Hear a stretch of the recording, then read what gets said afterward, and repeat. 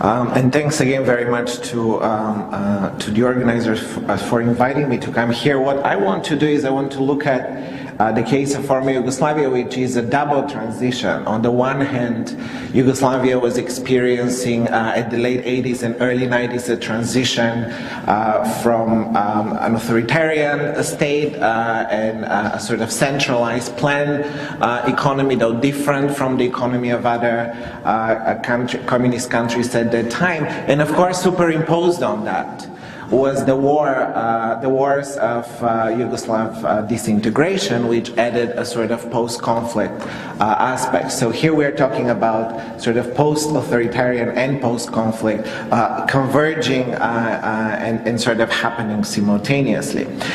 The reason why the Yugoslav case, I think, is important and interesting is first because the character of the conflict is very similar to the character of conflicts that we see in the sort of post-Cold War period. First of all, these conflicts tend to take place in authoritarian regimes which are under pressure from globalization to liberalize economically or politically.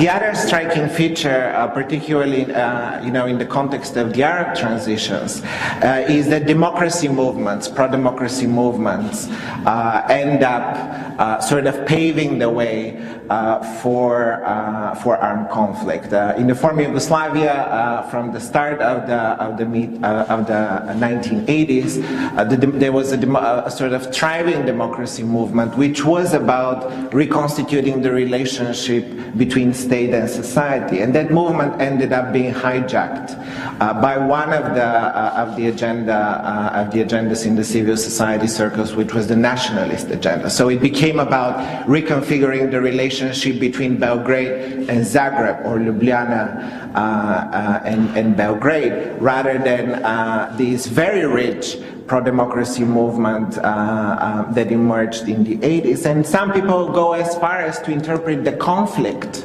that happened in the early 90s as a conflict, as a war on civil society. In a way, that conflict was a war on this democratization movement which was coming to the fore. And then the third element, which I think is very important, I was struck by the comment by the previous speaker that many of the local forces might not have ideological content. I think one of the key features of contemporary wars is the centrality of identity politics as distinct and different from ideological politics. And by identity politics, what I mean in effect is claims to power on the basis of one's identity, on the basis of labels, power for Serbs or power for Croats, rather than making claims to power on the basis of a vision for ordering society, an ideological and political vision. And that was the central, absolutely central feature of the war in the former Yugoslavia. Now, very briefly, the background of the conflict and the atrocities that have been the subject of transitional justice interventions now for 20 years. The wars of Yugoslav disintegration were fought primarily through ethnic cleansing and attacks on civilians, through terrorizing civilians and large-scale human rights violations which took the form of expulsions, killings, torture and rape, including elaborate systems of torture and rape camps that were set up, as well as the destruction of cultural and religious property. Now, Bosnia was by far the most devastating of these wars, with more than 100,000 casualties, but also a war where rape attracted global attention as a weapon of war. And of course, Europe's biggest atrocity since the Second World War, Srebrenica, where 8,000 men and boys were killed in the span of several weeks, happened during that war.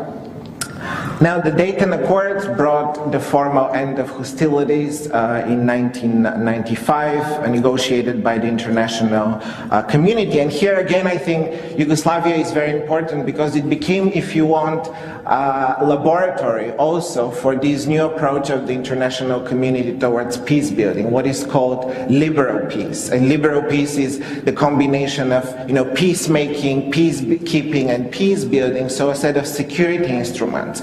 And on the other hand, democratization and marketization, sort of a mixture of a democratic political agenda and very much a sort of neoliberal economic agenda that are seen as instruments for building a sort of liberal peace. Now, there has been significant transitional justice initiatives in the region. Already during the conflict, in the midst of the war in 1993, the UN Security Council established the International Criminal Tribunal for the former Yugoslavia, and shortly after that, a year later, it also established the International Criminal Tribunal for Rwanda. And what's interesting in those tribunals is that it represented a radical shift in international criminal law, because the Nuremberg and Tokyo Tribunal are often celebrated as the sort of key landmarks for the international human rights movement. But at the heart of prosecution in both Nuremberg and Tokyo were not human rights violations.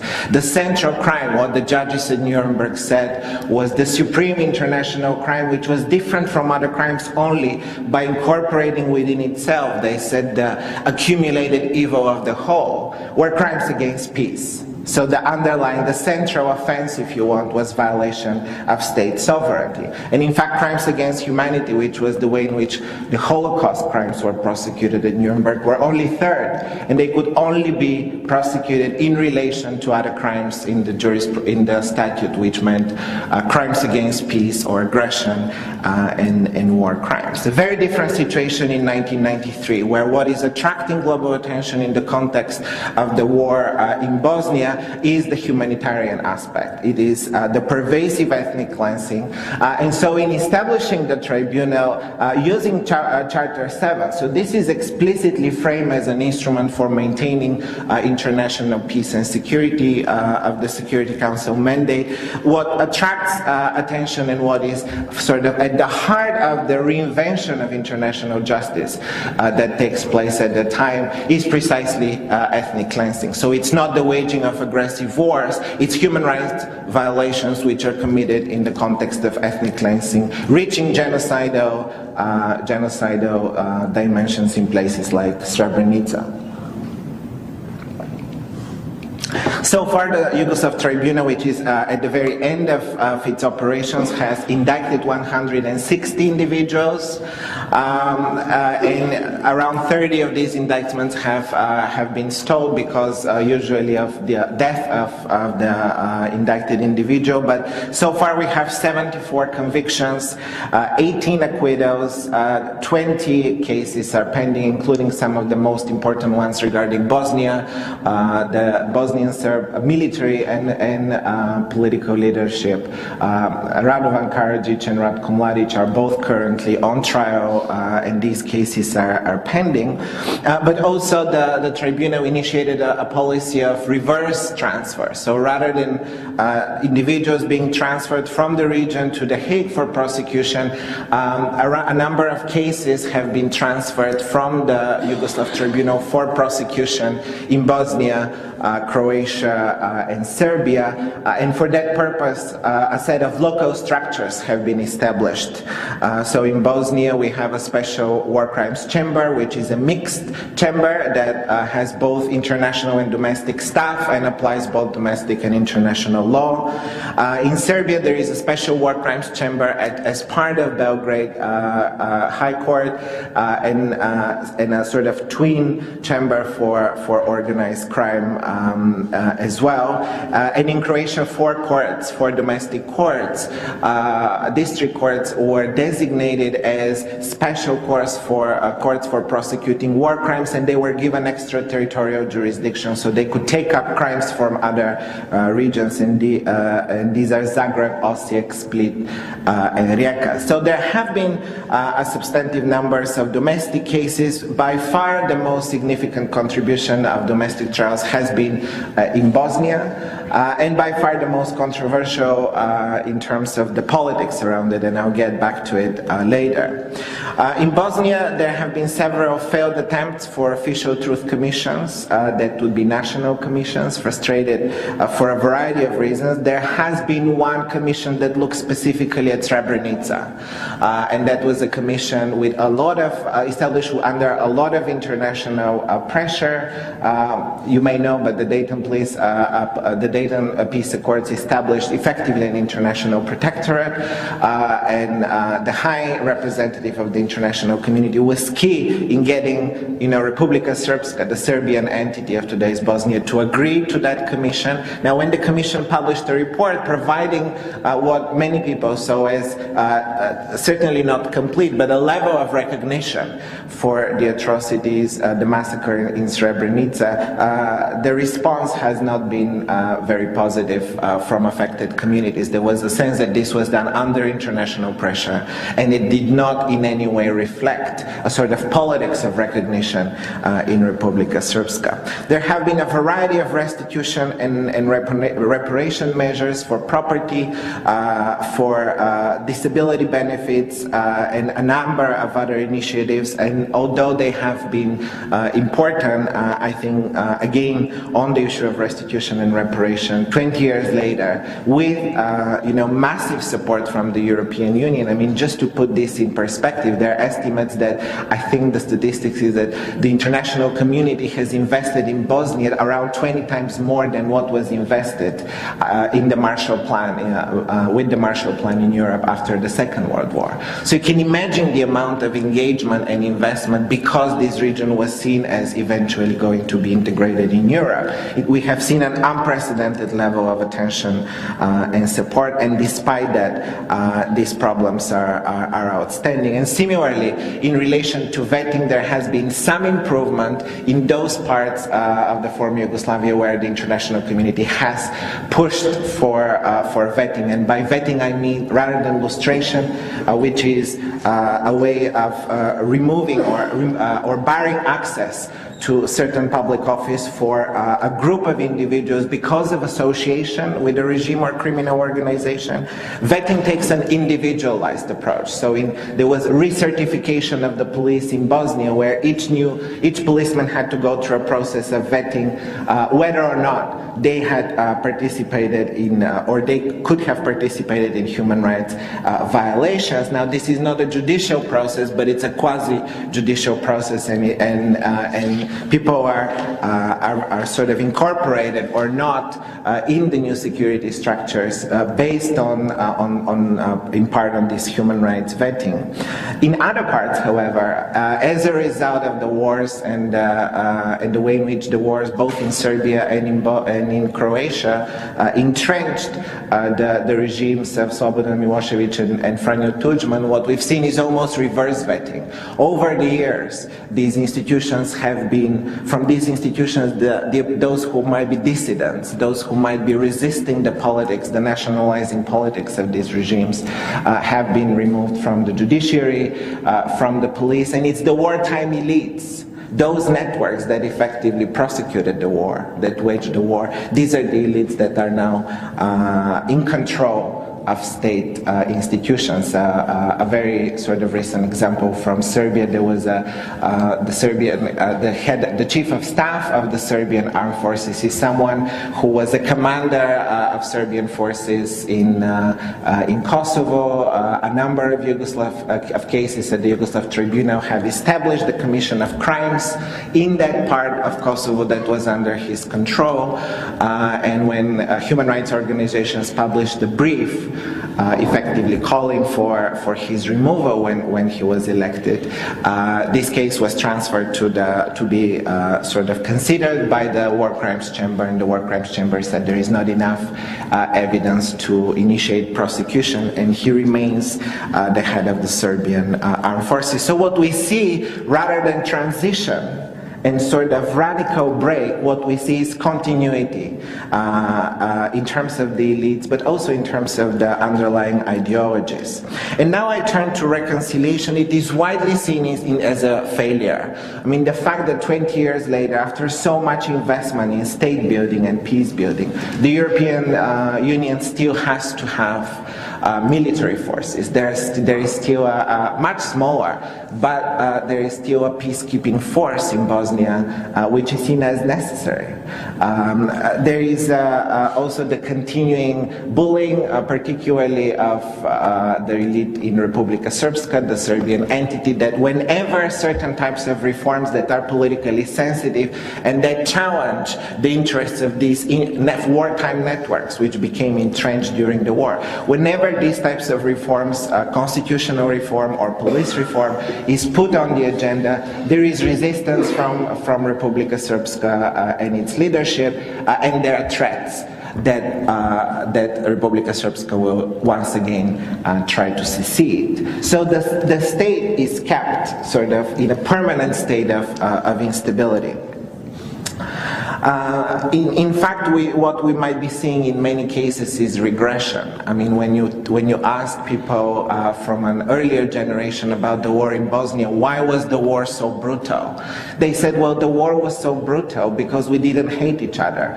The extremist nationalist groups had to create these mutually exclusive identities by using force. They had to break up communities. I mean, Bosnia, where the war was most vicious, was also the part of former Yugoslavia with the highest percent of intermarriage between ethnic groups, 25%.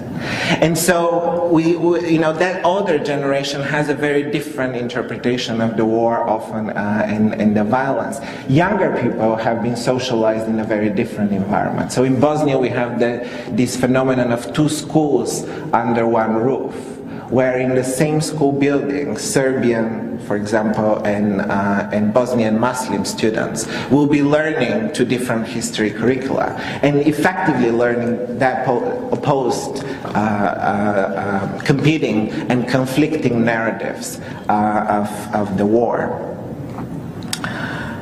Now, what are the problems with reconciliation? One of the issues is, of course, the term itself. There is in the context of Bosnia, the term reconciliation is very problematic because the term assumes that those that need to be reconciled are ethnic communities.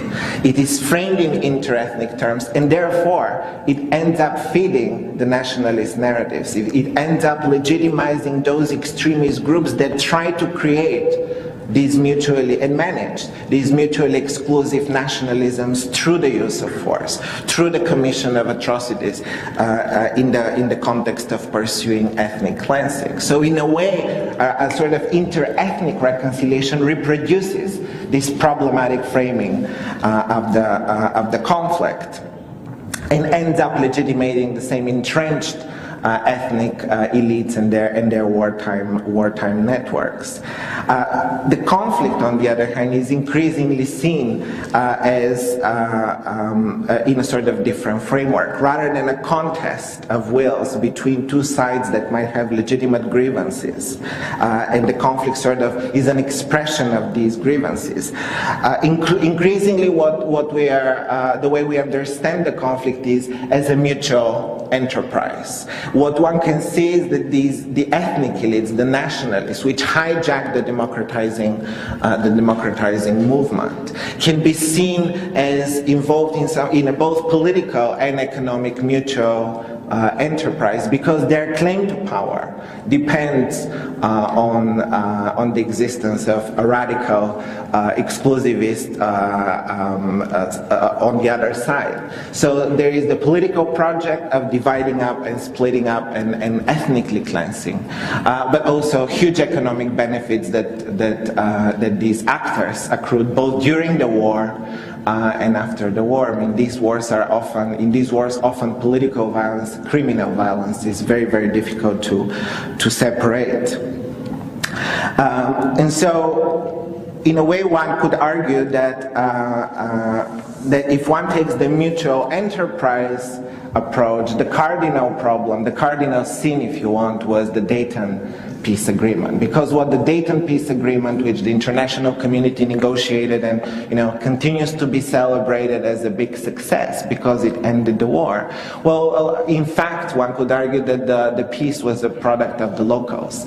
Ethnic cleansing had been effectively completed. Srebrenica and Jepa were the sort of last remaining parts that the Bosnian Serbs wanted. And once they managed to overrun those, they were ready not for peace, but they were ready for international sanction of the gains of ethnic cleansing. And they needed that international sanction, and in a way Dayton provided that. Holbrooke was the negotiator of the international community, and he provided precisely that. He brought together the extremists, and he rewarded them de facto. How?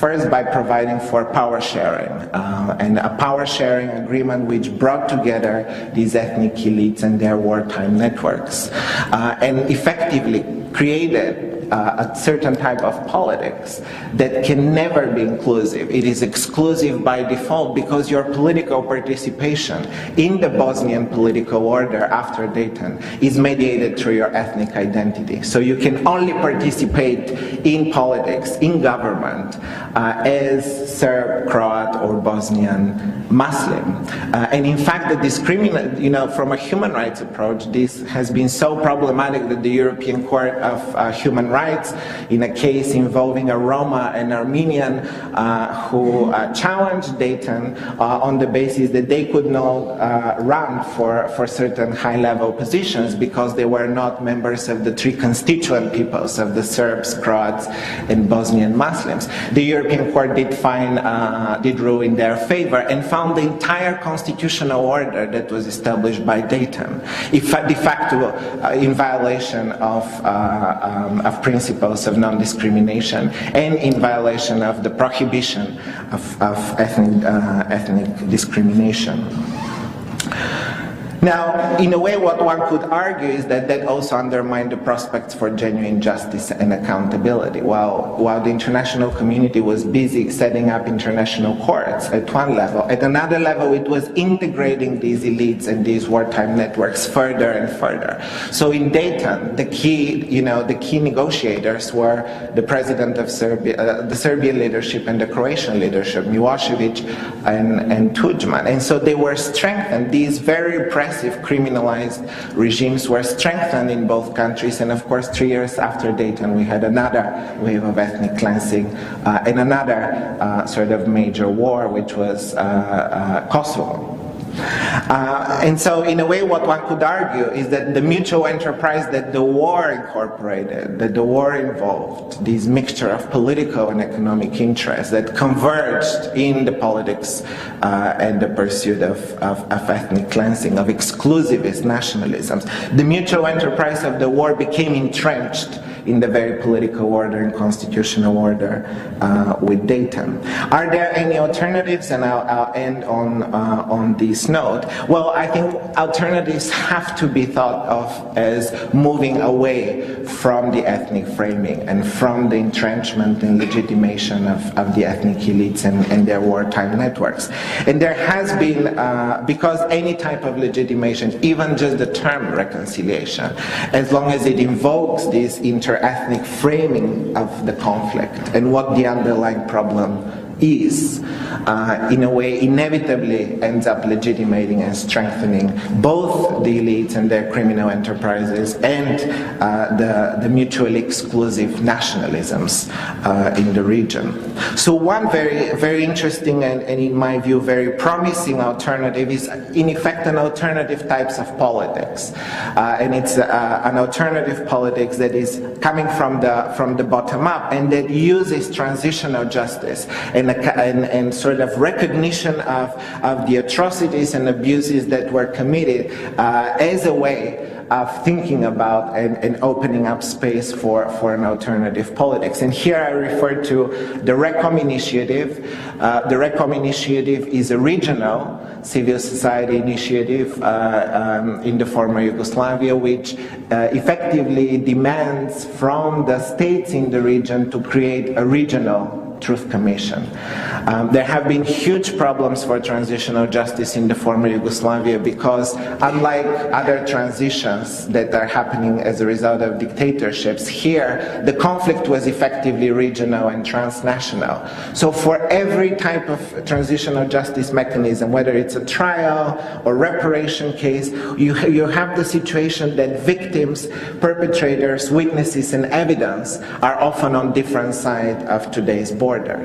And so when often transitional justice measures that are nationally framed also end up reproducing this problematic sort of limited approach to justice and accountability. So what these groups demand, it's a civil society initiative that has gained momentum. They want a fact-finding de facto inquiry. They want a regional truth commission to establish the facts of what happened on the territory of the former Yugoslavia between 1991, the start of the hostilities in Croatia and Bosnia, and 2001, when the last conflict, Macedonia, the hostilities in the last conflict ended. Now they have really energized civil society because their approach to this has been regional consultations. There have been consultations with civil society groups, with youth groups, women's groups, with victims and affected communities. More than 100 consultations that produced in the end a statute that the civil society initiative proposed, a statute for the regional commission, and they have now taken their demands to the regional governments with the demand for the governments to establish a public. So this is not about civil society creating its own parallel mechanism. The demand is that the regional governments set up a regional truth commission in which they all participate as co-founders. It also energized sort of the discussion about the past in the region, because one of the outcomes of the wars created in the former Yugoslavia a patchwork of ethnic states, entities within states, and then enclaves within states. And so what this has done in a way, it has provided also a platform for an alternative language. And it's interesting to see their approach to reconciliation. They see it as very much based on recognition of the atrocities, the human rights abuses that were committed. Recognition and establishing the facts which have been hugely manipulated in the Yugoslav context. The facts from the Second World War, for example, were manipulated in the 80s and early 90s in a way in which scholars of that region said there was a verbal civil war. People contesting the numbers and figures about how many atrocities and how many people died on different sides of the conflict. In the Second World War, that was one of the main ways in which the nationalist forces managed to sort of make their claim to power. And so the verbal civil war, this calculus of death in the 90s, is the big lesson certainly for civil society in Yugoslavia. These unaddressed grievances and facts that are not established and open themselves up to manipulation. This verbal civil war, in a way, paved the way for the real civil war that engulfed the country. So they want a sort of a commission to establish the facts about the atrocities, about what happened.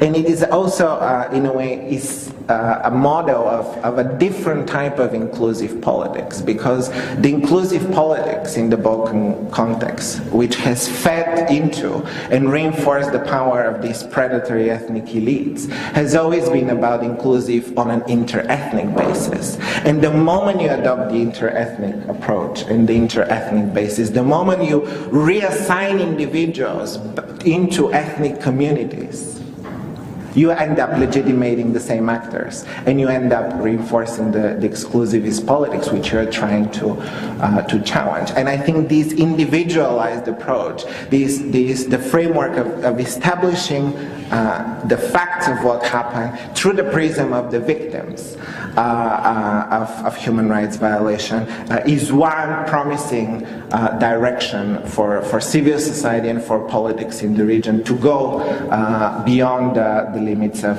the current politics of exclusion, but also of inclusion. And I think I'll stop there.